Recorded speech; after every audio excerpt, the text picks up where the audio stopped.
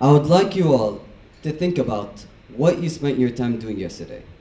Really think about it. Did you binge watch a new show on Netflix? Play video games with friends?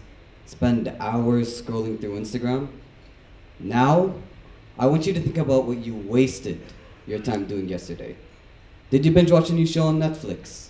Play video games with friends? Spend hours scrolling through Instagram? Are your answers the same, or are they different? Now, I'm not suggesting that any of the things you listed are either good or bad in their own right. Everyone has their own understanding of what it means to use time well or poorly. More importantly, it's something that can change based on the day or our moods. What I'd like to discuss is if the way we're choosing to spend our time is limited by anything. What I'd like to suggest today, by telling you the story of how I started my initiative, Swing, is that anyone can inspire social change. If I can do it, you can too. Regardless of your age or skill set, anyone can look up from their smartphone, get up, get out, and help others. What I found is that instigating this type of social change requires three important things: passion, compassion, and selflessness. I've been playing golf for more than 5 years, and I'm a member of Kuwait's junior team. I first started playing golf completely by coincidence. I remember one day, I was sitting on the sofa, watching YouTube videos on my phone, and my mom, who's never been the biggest fan of seeing me doing nothing, came in and asked me what my plans were. When I didn't reply, she told me I had to come up with something new I'd like to try. I don't even think I looked up from my phone, but I remember blurting out, well, I don't mind something new. How about golf? Just like that, my first lesson was booked. And just like that, I was hooked on the sport and had found my passion. Like me, you probably already have a passion. Take a second to think about what it is.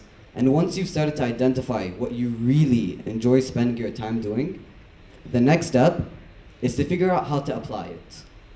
The catalyst for Swing was a 9th grade school project called 20 Time. We were supposed to work for 20% of our time throughout the entire school year on just one project. The first thing I thought, well, after groaning at the idea of that time commitment, was that I wanted my project to have something to do with golf and helping people. After about a month or so of extensive research, I found that golf and special needs are a perfect match. In Kuwait, we're limited to sports like swimming or horseback riding, so bringing a new outlet got me really excited. Golf is slow-paced and doesn't require the children to pick up social cues from your typical team sports like soccer or basketball. So I started working on the plan to pitch my idea, backed up with research, and approached the management of Sahara Club where I train, who were beyond supportive and offered to sponsor the whole initiative. The next key to starting Swing was compassion. Compassion for the students is, of course, the heart of what we do. At first, being a young teenager myself, I was nervous about working with children with special needs because I knew I wouldn't immediately be able to predict their temperaments or reactions. So I really had to step out of my comfort zone. I remember Ahmed, who started off being very timid, emotional, and in many instances, difficult to control. However, we all persevered with love and patience. Now, when he's dropped off at Swing, he's so excited and runs to the volunteers, calling them by their first names. From seeing this type of change, to watching the children develop from using plastic drivers to hitting with real clubs, it's that progress that keeps us going year after year. Which brings me to my last point. I'd like to talk a little bit about selflessness. To be honest, my biggest challenge was being selfless with my time. I used to spend my weekends at the chalet with my family and friends, playing soccer, cards, or video games. If my parents asked me to run an errand for them, I would complain. I hated the idea of sacrificing time that was important to me. I couldn't have imagined then the fact that I'm now cutting my weekend short by a full day, where every Saturday I'm rushing to the course to set up, meet coaches, and prepare stations for all the children. What might have upset me before makes me feel happy now. And I've never been much of a worrier either, but I find myself stressing about a child not wanting to participate in a hoop throwing game. Well, you know what? It's that selflessness we're talking about here that kept me going. So, after talking to you about my experience with swing for over 5 minutes, but who's counting? You're probably ready for a golf lesson. Actually, I think the golf swing is a great metaphor for inspiring social change.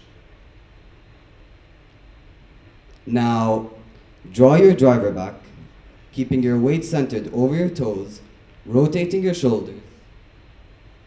Hold on. That was a real golf tip. It's supposed to be a metaphor.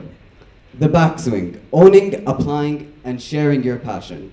The swing is the excitement of realizing that you can use what you love to help people. Now notice that even as I swing through the ball, I keep my eyes down until it's left the club. I look up too early, and I'll slice the ball. I look up too early, and I might lose focus on what's really important. Only when the swing is completed will I be able to look up. In the same way, choose your moment to look up from your phone. Leave that screen for even a minute and look around. You might be surprised, like me, by your ability to use compassion and selflessness to make a difference in the lives of others. And now, I just have one question for you.